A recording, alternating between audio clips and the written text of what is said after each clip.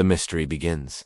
What if I told you that the country predicted to dominate the global economy after China might actually be heading toward a catastrophic fall by 2030? For years, analysts, investors, and world leaders have pointed to a next superpower, a rising nation expected to take the global throne as China slows down. But what if the very foundations of that rise are built on borrowed time, fragile systems, and a series of ticking time bombs? Because buried behind the impressive GDP numbers and booming skylines is a story almost nobody is talking about, a story that could reshape world trade, global power, and your future. Setting the stage, the background no one mentions, every few decades the world crowns a new economic leader. 1945 United States became the post-war superpower. 1980s. Japan looked like the unstoppable economic miracle. 2000s 2020s. China grew at a scale never seen before in human history. And now analysts point to another contender, the next China. Some call it the world's next manufacturing hub. Some call it the next engine of global growth. Some even say it will shape geopolitics for the next 50 years. But here's the twist. Almost every country predicted to replace China faces the same dangerous pattern that destroyed previous economic miracles. Origins: how this future superpower started rising. The story begins in the late 1990s and early 2000s, when China was exploding economically. Western companies needed cheaper labor, stable policies, large young workforce, and access to global trade routes. They looked around the world, and one emerging nation ticked every single box.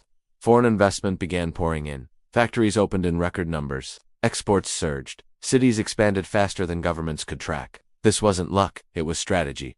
Tax exemptions, special economic zones, relaxed labor regulations, partnerships with multinational companies, long-term development plans. The rise looked unstoppable. But here's where the pattern starts to shift. The rise: why everyone called it the next China. By the 2010s, this new powerhouse was showing signs similar to China in its prime. A massive young population entering the workforce. Rapid industrial expansion, increasing dominance in global manufacturing supply chains, foreign companies shifting production away from China, tech startups skyrocketing, GDP growth beating forecasts every year. Foreign magazines ran headlines like, "The New Asia Miracle, World's Next Growth Engine, the Next Great Superpower." But what no one noticed was that China's rise was built on unique conditions. Unlimited cheap labor, strict centralized planning, high savings rate, fast urbanization, massive infrastructure spending. This new superpower didn't have all of those advantages. In fact, it had the opposite. Hidden cracks, the problems no one wanted to see. Behind the impressive numbers, 3 deep structural weaknesses were forming. 1. A demographic trap. Analysts promised a young population advantage, but new data revealed declining fertility rates, slowing population growth, aging workforce, early retirement pressures. By 2030, labor shortages could wipe out the cheap workforce advantage entirely. 2. A middle-class mirage. As incomes grew, so did expectations. A rising middle class demanded higher wages, better jobs, better living standards. But industries were still stuck in low value-added manufacturing. Wages rose. Productivity didn't. Foreign investors quietly began relocating again, this time to Africa and new Asian markets. 3. A debt bomb waiting to explode. Infrastructure booms came at a cost. State debt, corporate debt, hidden, off-budget borrowing. Exactly the same pattern that led Japan into a 30-year stagnation and pushed China into its current slowdown. These cracks didn't destroy the rise, but they weakened the foundation, and everything changed when global conditions shifted. Breakpoint: the event that triggered the decline. Around the late 2020s, a series of global shocks hit: rising interest rates, energy crises, geopolitical conflicts, supply chain reshuffling, export volatility, and new competitors entering the game. The next superpower wasn't ready. This is the moment experts say its rise peaked, and the descent quietly began. Breaking point: the moment the decline became inevitable. When the world economy tightened, cracks in the system were exposed one by one. Factories faced rising costs. Foreign investors paused expansion. Exports slowed. Debt repayments surged. The workforce aged faster than projected. This combination created the economic perfect storm: slowing GDP, rising unemployment, declining exports, weak currencies, lower investment inflows. It mirrored the same collapse patterns seen in Japan in 1991, South Korea in 1997, China after 2020, but the world still believed this country was the next China, until the numbers began telling the truth. Fallout: how the crisis spread across the entire system. The slowdown didn't stay in one sector, it spread everywhere. One manufacturing decline. Global companies moved production to Vietnam, Indonesia, Bangladesh, Mexico, and parts of Africa. The next superpower lost its most important engine. 2.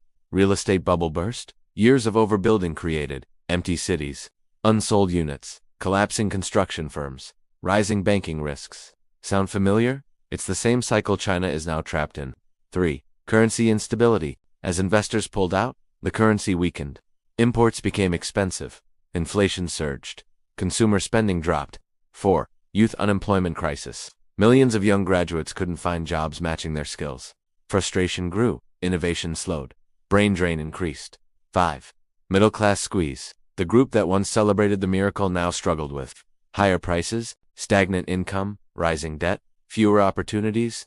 This is usually the moment when a country's economic miracle officially ends. Failed fixes. Why recovery didn't work. Governments tried everything: stimulus packages, tax cuts, infrastructure spending, export incentives, investor-friendly policies, currency interventions, but none of it worked long-term. Here's why. 1. The model was outdated. The rise depended on cheap labor, mass manufacturing, foreign investment. By the 2030s, AI and robotics replaced cheap labor. The model became obsolete. 2. Demographics cannot be fixed, even if fertility rises today. Those babies won't join the workforce until 2045. A demographic collapse is irreversible for decades. 3. Debt takes a generation to repair. Japan took 30 years. China may take 20. This country faces the same fate. 4 other nations took the opportunity. Competitors filled every gap. Indonesia became a manufacturing hub. Vietnam became the new electronics center. Mexico captured the North American supply chain. Bangladesh dominated textile exports. Africa became the new frontier. The world moved on. Modern parallels the patterns we keep repeating. History is repeating itself almost perfectly. Japan, 1991. Massive rise gives property bubble, gives aging population, gives 30 years of stagnation. China, 2020s. Manufacturing boom gives debt, crisis gives collapsing, real estate gives shrinking workforce. Next, Superpower 2030. Rapid rise gives fragile foundation, gives global shocks, gives structural decline. Shocking data points: working age population declining faster than projected, debt to GDP hitting historic highs, exports share falling year after year, shift of global manufacturing to smaller Asian nations, foreign direct investment dropping sharply. The same data lines Japan, China, South Korea, and Taiwan showed before their slowdowns. 3 final takeaways. 1. Economic miracles have expiration dates. No country rises forever. Every boom has a limit, especially when built on cheap labor and foreign capital. 2. Demographics decide destiny. A shrinking, aging workforce destroys long-term growth, no matter how strong the policies are. 3. The next superpower won't win by copying China. The next global leader will rise from innovation, technology, and human capital, not low-wage manufacturing. Final warning: the part no one mentions. If this pattern continues, the world may enter a phase where no single nation dominates like China did. Power could fragment, supply chains could decentralize, and the next 20 years might not belong to one superpower but too many smaller, faster, smarter nations.